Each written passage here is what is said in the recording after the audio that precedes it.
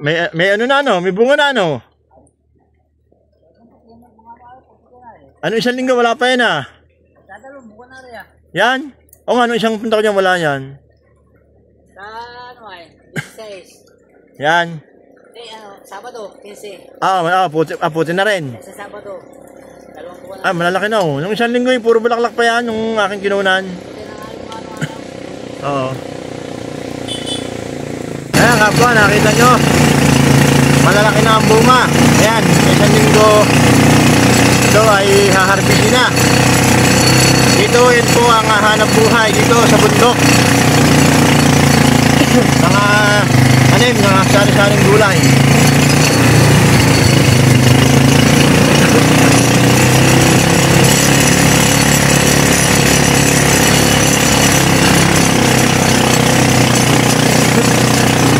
Yan po ang aking papuntang bundok. Punta tayong bundok. Ayan.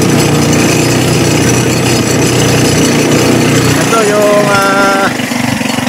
pahinga ng kabayo. Ayan. Yan po pinapakain ng kabayo. Nangunguha sila ng damo at pinapakain. Yan. Huwag niyo po kalimutan subscribe po ang aking channel, Roy Nilo Mix TV. Huwag din po kalimutan pindutin ang notification bell para update po kayo sa aking mga video. Ito naman po yung taniman ng ampalaya. Ayan, marami na yung bunga.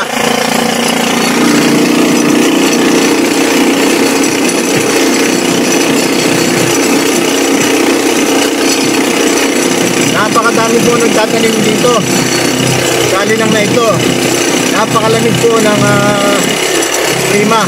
Pero tuloy din po sa pagtatanim ang mga tao dito. Kahit kung yun ay nag-uulan. Ayan, huwag lamang po malakas at mabagyo. Ito po yung isang taniman din ng ampalaya. Ayan, ipakita ko po sa inyo. Ito po yan, ayan. Bago pa lang po yan, bago pa lang. Ayan. Bago pa lang po, namumulaklak. Ito yung ampalaya na bago pa lang tumataas, bago pa lang maakyat. Ayan, kita nyo, napaka ganda ng tubo ng ampalayang ito. Ayan, pakita ko sa inyo, kapwa ang bunga nitong ampalaya. Ayan, bago pa lang, napakaliit po, napakaganda po. Ayan, ito po ay kung hindi po matuturok ng kulisap, ay ito po ay dire-diretso po ang paglaki nito. Ayan, bago pa lang po umaakyat ang ampalayang ito. Ayan po, namumulaklak pa, bago pa lang bulaklak yung iba. Ayan, bago pa lang po. Ayan. Ayan, baka next week po, talagang ito ay dadami na. Ayan, meron na pong isang malaki. Ayun, yung isang malaking yon. At diretso na po yan. At napaka lago po ng dahon itong ampalayang ito. Ayan, may bunga na po yung iba. Ayan, tignan natin po yun sa kabila. Dito po marami pong sari-saring tanim, marami pong sari-saring gulay ang nagtatanim dito. Halos dumadayo po yung ibang magsasaka dito sa iba't ibang ambayan. Dinadayo po sila rito upang magtanim sapagkat napakaganda po ng lupa dito sa aming bayan. Ayan, ito po yung isang bunga na mawala. Ayun, may bunga na rin po ito. Ayan o. Malapit na po ito. Siguro sa isang linggo ito po ay meron na. Ayan po, malaki na po yung isa. Ayan o. Ayan, malaki na po. Yan po ay talagang sa isang linggo ay dadami na po ang bunga niyan. Ito ay alaga lang po sa spray, itong ampalayang ito, at ito po ay gaganda po. At dahil po ngayon po ang mga gulay ay sobrang mahal.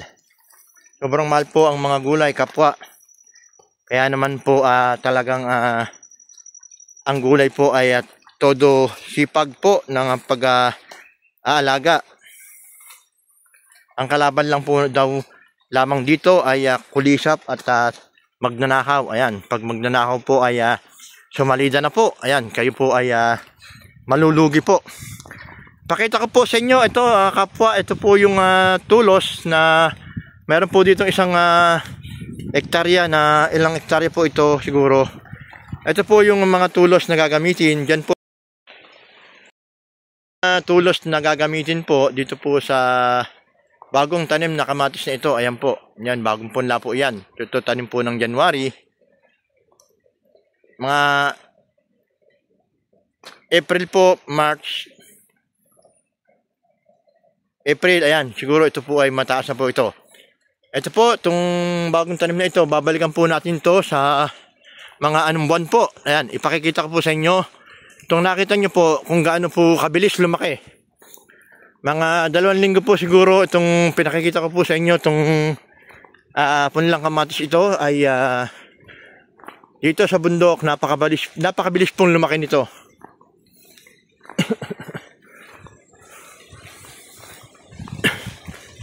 Ayan, itong kabila po ay pipino po muli. Itong kabila, itong kabilang side po ay pipino.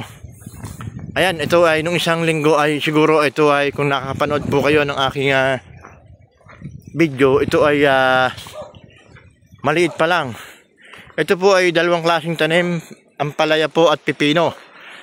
Kasi ganito po sa probinsya, dahil ito po ay kapag nalugi ka po sa isang tanim, kailangan po meron pong kasunod na tanim para pag mura po yung isang kalakal, meron po kayong ibabanto na iaano po sa may balik po sa inyo, malugi po doon sa isa, meron pa pong isang kalakal kayong maaani. Ayan po yung pipino at ampalaya. Double po ito, double. So, ayan po yung imbakan ng ipot. Ngayon narito po ulit tayo sa Ilaya, yung pong nakuna natin ng 1 linggo na video po, yung pong kamatis na sa inyo, napakalaki na po, napakalago na po. Ito po yun kapwa, ito yung nung 1 linggo na kinuna natin. Ito po, ganito po kalago ngayon. Makikita nyo po sa isang video ko, ito po ay medyo halos gabewang po. Ngayon po, napakataas na po. At mayroon na pong bunga. Nakikita nyo po, ayan po, may bunga na po. Ayan po, bukong-buko na po, ayan. Napakaganda pong kamatis, ayan. Hindi na po makikita ang tao dun sa kabila. Samantalang po nung 1 linggo, nung pong pinakita ko sa inyo, ay halos nasa bewang pala. Ngayon po, napakalago. Ito po ay babalikan po natin sa 1 linggo. Pakita ko po sa inyo, baka sakaling puputihan na po ito. Ayan po, maraming salamat po. Huwag niyo pong kalilimutang i-subscribe po ang aking channel, Roy Nilo Mix TV. At huwag din po niyo kalimutan pindutin ang notification bell para update po kayo sa aking mga video. Ito pong isa po ay taniman po ng kamuting baging. Ito po ay hindi po masyadong alagain at hindi po masyadong mapuhunan.